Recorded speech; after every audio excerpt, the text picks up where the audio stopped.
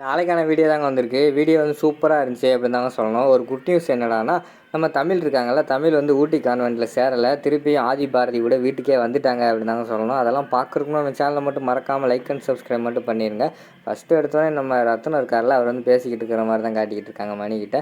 இல்லை மாப்பிள்ள, இதெல்லாம் சரியாக வராது, தமிழ் அங்கே ஒன்று போய் அவங்க சேர்க்கட்டும், நம்ம கூட்டு வந்து இங்கே வச்சுக்கிருவோம் அப்படிங்கிற மாதிரி வந்து நம்ம ரத்னம் சொல்கிற மாதிரி காட்டிக்கிட்டு இருக்காங்க. உடனே மணி வந்து சொல்கிறாரு, ஆமாம் மாமா, அதுதான் கரெக்டாக இருக்கும், குழந்தை இல்லாதவங்களுக்கு தான் தெரியும் குழந்தையோட அருமை. நம்ம பாரதி வந்து இப்படி செய்வாங்கன்ட்டு நான் எதிர்கூட பார்க்கலாமாம்மா.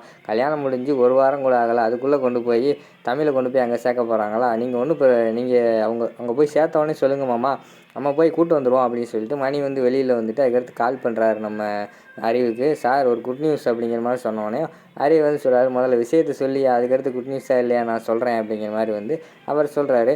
தமிழை தான் நீங்கள் கொண்டு போய் அங்கே ஊட்டி கான்வென்ட்டில் சேர்க்க போகிறேன்னு சொல்லிக்கிட்டு இருந்தீங்கல்ல அப்படிங்கிற மாதிரி சொல்கிறாரு நம்ம மணி. ஆமையா, அதுக்கு என்ன, அதான் அவங்க மாமனார் வந்து சரி கொண்டு போய் சேருங்கன்னு சொல்லிட்டார்ல அப்படிங்கிற மாதிரி சொன்னோன்னே, அதான் இல்லை, அங்கே அப்படி சொல்லிட்டு வந்துட்டு வீட்டில் வந்துட்டு தமிழை கொண்டு போய் அவங்க சேர்க்கட்டும், நம்ம விடக்கூடாது, நம்ம போய் கூட்டு வந்துடணும் அப்படின்னு சொல்லிக்கிட்டு இருக்காரு. என்னையா சொல்கிற அப்படிங்கிற மாதிரி அறிவு கேட்காரு.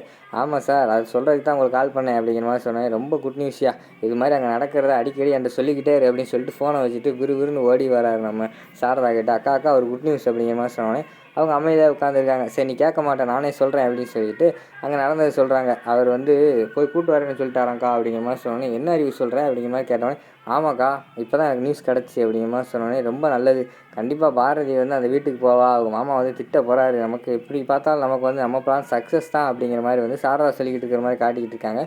கொஞ்சம் நேரம் கழித்து பார்த்தா டக்குன்னு வெளியில் நம்ம அறிவோட ஒய்ஃப் இருக்காங்களா, அவங்க நின்றுக்கிட்டு இருக்காங்க. பார்த்தா காரில் வந்து ஆதி பாரதி தமிழ் 3 பேர் வராங்க. அதை பார்த்தோன்னே அவங்களுக்கு பயங்கரமான ஷாக் ஆயிடுச்சு.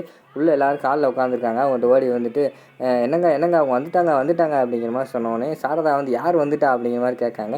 அதான் ஆதி அவங்கெல்லாம் வந்துட்டாங்க அப்படிங்கிற மாதிரி சொன்னேன். அதுக்குள்ளே வந்துட்டாங்களா, அதுக்குள்ளே எப்படி வருவாங்க அப்படிங்கிற மாதிரி அவங்க யோசிச்சுக்கிட்டே இருக்காங்க. அதுக்கடுத்து வந்து விறுவிறுன்னு ஆதி பாரதி தமிழ் 3 பேர் வரவொடனே எல்லாத்துக்குமே ஷாக் ஆயிடுச்சு.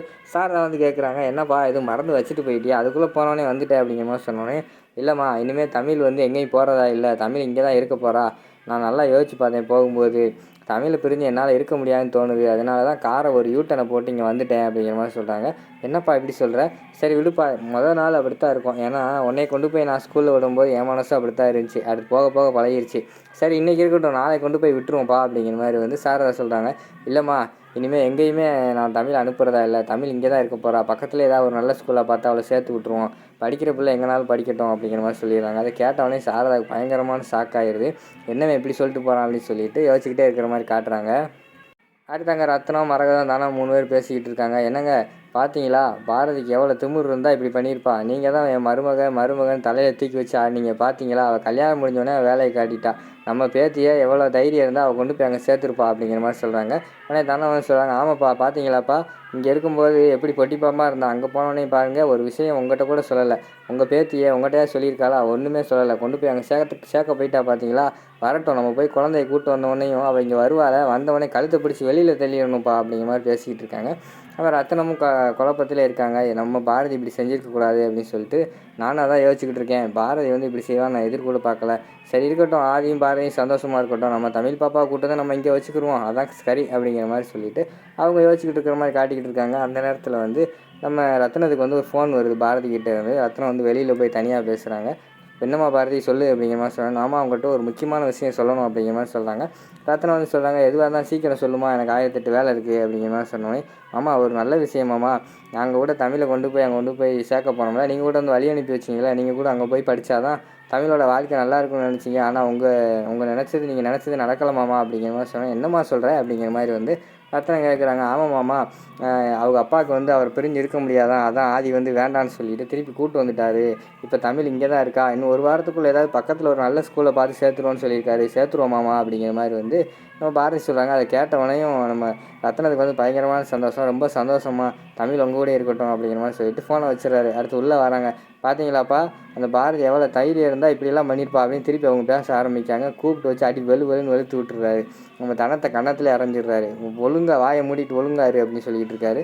பக்கத்தில் பார்த்தா நம்ம மரகதை வந்து, என்னங்க நல்லது சொன்னால் அவளை போய் அடிச்சுக்கிட்டு இருக்கீங்க அப்படிங்கிற மாதிரி சொன்னேன். அவளை அடிக்கக்கூடாதீங்கவா, உன்னையை தான் அடிக்கணும்னு சொல்லிட்டு அவரை அடி வெளுத்து விட்டுற மாதிரி காட்டிக்கிட்டு இருக்காங்க.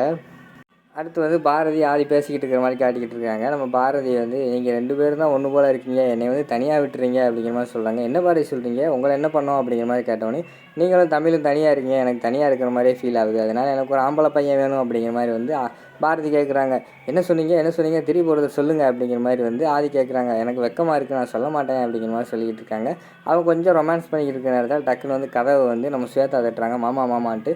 உடனே ஆதி வந்து போய் கேட்காரு, என்ன ஸ்வேதா என்னாச்சு அப்படிங்கிற மாதிரி கேட்டோடனே, மாமா அத்தைக்கு வந்து ஒரு மாதிரி மூச்சு வாங்க முடியல, வாங்க மாமா அப்படின்னு சொல்லிட்டு போனால் அங்கே சாரதா வந்து மூச்சு இழுக்க முடியாமல் உட்காந்துருக்கிற மாதிரி காட்டிக்கிட்டு இருக்காங்க. உடனே என்னம்மா ஆச்சு, டாக்டருக்கெல்லாம் கால் பண்ணுங்க அப்படிங்கிற மாதிரி சொன்னோடனே சாரதா வந்து சொல்கிறாங்க, நான் எல்லாமே சாப்பிட்டேன்ப்பா, எனக்கு ஒன்றும் இல்லை, நீங்கள் போய் தூங்க அப்படிங்கிற மாதிரி சொல்கிறாங்க. இல்லைம்மா உங்களை விட்டு நான் எப்படி போய் தூங்குறது, நான் இங்கேயே இருக்கேன் அப்படிங்கிற மாதிரி சொல்கிறாங்க. அதுக்கடுத்து வந்து பாரதி வந்து சொல்கிறாங்க, பாரதி நீங்கள் போய் தூங்க, நான் இங்கே இருக்கேன் அப்படிங்கிற மாதிரி சொல்கிறாங்க. உடனே அங்கிட்ட அறிவும் அவங்க ஒய்ஃபும் சொல்கிறாங்க, நீங்கள் 2 பேர் போய் தூங்க, நீங்கள் தான் கல்யாணம் முடிஞ்ச ஆள், நீங்கள் போய் தூங்க, நாங்கள் பார்த்துக்குறோம், எனக்கு அக்கா தானே அப்படிங்கிற மாதிரி அறிவு சொல்லிக்கிட்டு இருக்கிற மாதிரி காட்டிக்கிட்டு இருக்காங்க.